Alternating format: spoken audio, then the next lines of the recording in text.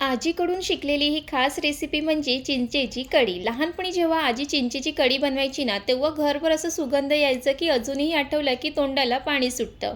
खरंच सांगते, त्या चवीला आजपर्यंत कुठल्याच कढीची चव आलेली नाहीये. आजकाल आपण खूप नवनवीन रेसिपी ट्राय करतो, पण आजीच्या हातची साधी कढीच मनाला जास्त जवळची वाटते. म्हणूनच आज मी तुम्हाला अगदी आजीच्या पद्धतीने चिंचेची कढी कशी बनवायची ते दाखवणार आहे. एकदम सोपी रेसिपी आहे, पण चव मात्र जबरदस्त लागते. चला तर मग झटपट अशी चिंचेची कढीची रेसिपीला सुरुवात करूया आणि तुम्ही सुद्धा ही रेसिपी शेवटपर्यंत नक्की पहा. चिंचेची कढी बनवण्यासाठी साहित्य खूप कमी लागतात. तुम्हाला मी पुढे जाऊन दाखवते. आणि इथे चिंच आहे, ती मी अर्धा तास पाण्यामध्ये भिजवून ठेवलेली आहे. आणि जेव्हा पण चिंचेची कढी करणार असेल ना, का चिंच अर्धा तास पाण्यामध्ये भिजवून ठेवायचं, म्हणजे त्याचा रस खूप छान निघतो. आणि इथे कढी करण्यासाठी लागणार आहे कांदा, लसूण, मिरची आणि जिरं याचं वाटण आणि कोथिंबीर घेतलेली आहे. बस इतकं साहित्यामध्ये ही कढी बनवून तयार होते. आणि त्यानंतर इथे चिंचेचा मस्त असा रस काढून घ्यायचा आहे. आणि चिंच जास्त वेळ भिजलेली असेल ना, की त्याचा रस खूप सहज निघतो. तुम्ही इथे पाहू शकतात की चिंचेचा रस किती सहज निघतोय. आणि ही रेसिपी तर मला वाटते ना, एक 10 मिनिटाच्या आतमध्ये तर बनवून तयार होते, जास्त वेळ लागत नाहीये. तर इथे मी मस्त चिंचेचा रस काढून घेतलेला आहे. आणि या चिंचेच्या कढीसोबत ना काहीतरी मच्छी फ्राय करायची, तर माझ्याकडे पापलेट आहे, तर त्यासोबत मी पापलेट फ्रायसुद्धा करणार आहे. तर इथे चिंच कढी बनवण्याआधी ना इथे मी पापलेट छान असे मॅरिनेट करून ठेवणार आहे. तर इथे मी आलं, लसूण, मिरची याचं मस्त असं वाटण घेतलेलं आहे, ते पापलेटवरती टाकून घेणार आहे. आणि त्यानंतर इथे लिंबाचा रस घालणार आहे. आणि मच्छी फ्राय करणार असेल ना, का लिंबाचा रस काहीतरी आंबट त्यामध्ये घालायचंच आहे. इथे मी एक पूर्ण असा लिंबाचा रस त्यामध्ये टाकून घेणार आहे. आणि तुम्ही या चिंचकढीसोबत कोणतीही मच्छी घेऊ शकतात, असं नाही की फक्त पापलेटच घेऊ शकतात असं. त्यानंतर मग घरातली सगळी मसाले टाकून घेणार आहे, जसं मीठ, घरगुती मसाला, काश्मीरी मसाला, हळद हे सर्व टाकून घेणार आहे. आणि मग छान असं मिक्स करून घेणार आहे. आणि मला अजूनही आठवते की आजी जेव्हा पण ही चिंचकढी करायची ना, का त्यासोबत काहीतरी ना मच्छीमध्ये फ्राय करायची. आणि या कढीसोबत तर सुक्की मच्छी पण खूप छान लागते, जसं की सुके बोंबील तुम्ही भाजून किंवा फ्राय करून सुद्धा ह्यासोबत खाऊ शकतात. आणि इथे मस्त पापलेट छान असे मसाल्यामध्ये मिक्स करून घेतलेलं आहे. आता हे एका साईडला ठेवून देते, म्हणजे इथे चिंचेचे कढी होईपर्यंत हे छान मॅरिनेट होईल. आणि इथे तुम्ही पाहू शकता. तर चला, आता हे मी बाजूला ठेवून घेते आणि आता पटापट अशी कढीसुद्धा बनवायला घेते. त्यानंतर गॅसवरती पातेलं ठेवून घेतलं, त्यामध्ये तेल घालते. तेल व्यवस्थित गरम करून घ्यायचं आहे. आणि त्यानंतर इथे चिरून घेतलेला कांदा घालणार आहे. आणि या कढीमध्ये ना कांद्याची फोडणी खूप छान लागते. कांदा व्यवस्थित परतून घ्यायचा आहे. इथे मी एक मोठा कांदा वापरलेला आहे, तर कांदा व्यवस्थित परतून घेते. कांद्याचा रंग जरा बदलला की मग त्यामध्ये ना ह्यामध्ये एक वाटण घालायचं आहे. ते वाटण म्हणजे लसूण, मिरची आणि जिरं ह्याचं हे वाटण आहे. वाटण थोडं जास्त घालायचं, म्हणजे चिंचकढी अजून चवीला भारी होते. तिथे तुम्ही पाहू शकतात. आणि ह्यामध्ये ना बाकी टोमॅटो वगैरे काहीच घालायचं नाही, कारण चिंचेचा आंबटपणा असतंच. त्यानंतर ह्यामध्ये मीठ, हळद, घरगुती मसाला, काश्मीरी मसाला थोडंसं घालणार आहे.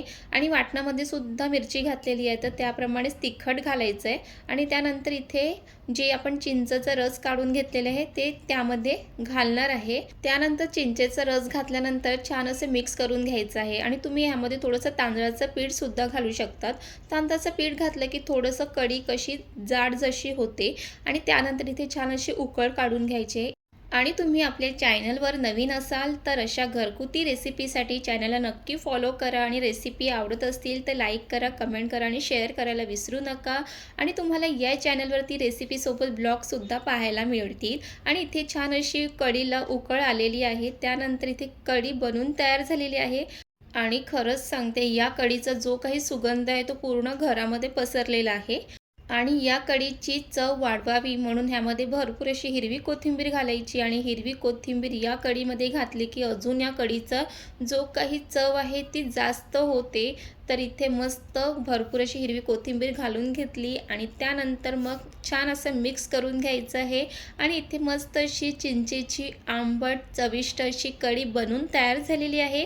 आणि नेहमी डाळ खाऊन जर कंटाळा आला असेल ना, तर एकदा ही चिंचेची कढी नक्की ट्राय करा. आणि त्यानंतर इथे मस्त पापलेटसुद्धा मॅरिनेट झालेले आहे. आणि पापलेटला छान असं कुरकुरीतपणा यावं यासाठी मी काय घेतलं आहे ते तुम्हाला दाखवते. तर इथे घेतलेला आहे फिश फ्रायचा मसाला, मैदा, बेसन, तांदळाचं पीठ आणि रवा घेतलेला आहे. हे सर्व घेतलं आणि हे आता छान असं मिक्स करून घेणार आहे. आणि हे मच्छी फ्राय करताना जर वापरलं ना का मच्छी फ्राय खूप कुरकुरीत बनून तयार होते आणि चव पण छान लागते. एकदा नक्की ट्राय करा. आणि ह्यामध्ये थोडंसं मी मीठसुद्धा घातलेलं आहे. तुम्ही ह्यामध्ये थोडंसं मसालासुद्धा घालू शकतात, पण मी फिश फ्राय करतानाच थोडंसं मसाला आणि वाटणसुद्धा टाकलेलं होतं, त्यामुळे मी मसाला ह्यामध्ये घातलेला नाही आहे. आणि त्यानंतर हे छान असं ना मच्छीला लावून घेणार आहे. एकदम असं दाबून लावायचं, म्हणजे ते जेव्हा आपण फ्राय करतो ना तेलामध्ये मग ते निघत नाही. तर इथे तुम्ही पाहू शकता तसं मस्त दाबून लावा. आणि तुम्हाला सुद्धा माझ्यासारखं पापलेट फ्राय नेहमी वेगवेगळ्या पद्धतीने बनवून खायला आवडत असतील ना, तर आपल्या चॅनलवरती ना पापलेट फ्रायच्या बऱ्याच रेसिपी आहेत, त्यामुळे तुम्ही नक्की तिथे जाऊन बघा. आणि मी नेहमी फिश फ्राय वेगवेगळ्या पद्धतीनेच बनवते. आणि इथे सर्व पापलेटला कोटिंग लावून तयार झालेलं आहे. आणि इथे पाहू शकता तसं दाबून लावलं की ते निघत नाही. तर चला आता एका बाजूला मी गॅसवरती तवासुद्धा ठेवलेला आहे, म्हणजे तवा पण एका बाजूला गरम होत राहील. आणि त्यामध्ये तेलसुद्धा घातलेलं आहे. तेल पण व्यवस्थित गरम झालं की मग त्यामध्ये एक एक करून सर्व पापलेट टाकून घेणार आहे. इथे तुम्ही पाहू शकतात. आणि आज आजीच्या पद्धतीने चिंचकढी बनवताना त्या लहानपणीच्या आठवणी आल्या. आणि खरंच सांगते, चिंचकढी आजी खूप छान बनवते आणि तिच्याकडूनच मी शिकलेली आहे. माहिती नाही की तिच्यासारखी बनेल की नाही, पण नक्कीच मी तशीच ट्राय केलेली आहे. आणि बघूया आता ती चिंचकढी खाल्ल्यानंतरच कळेल की आजीच्याच पद्धतीने बनवली आहे, तर आजीसारखी चव आलेली आहे की नाही, हे नक्की तुम्हाला मी कमेंट करून सांगेल. आणि इथे पापलेट ना एका बाजूने छान कुरकुरीत करून घेतल्यानंतर दुसऱ्या बाजूने पलटून घ्यायचं आहे आणि दोन्ही बाजूने कुरकुरीत पापलेट फ्राय करून घ्यायचं आहे. आणि तुम्ही ह्यामध्ये फक्त ना तांदळाचं पीठसुद्धा टाकून हे कोटिंग करू शकता. तांदळाच्या पिठामुळे पापलेट फ्राय खूप असे कुरकुरीत होतात. त्यामध्ये थोडंसं रवा घातला की अजून छान चव येते. आणि इथे मस्त असे कुरकुरीत पापलेट फ्रायसुद्धा झालेले आहे. त्यानंतर वरून मग भरपूर अशी हिरवी कोथिंबीर घालायची.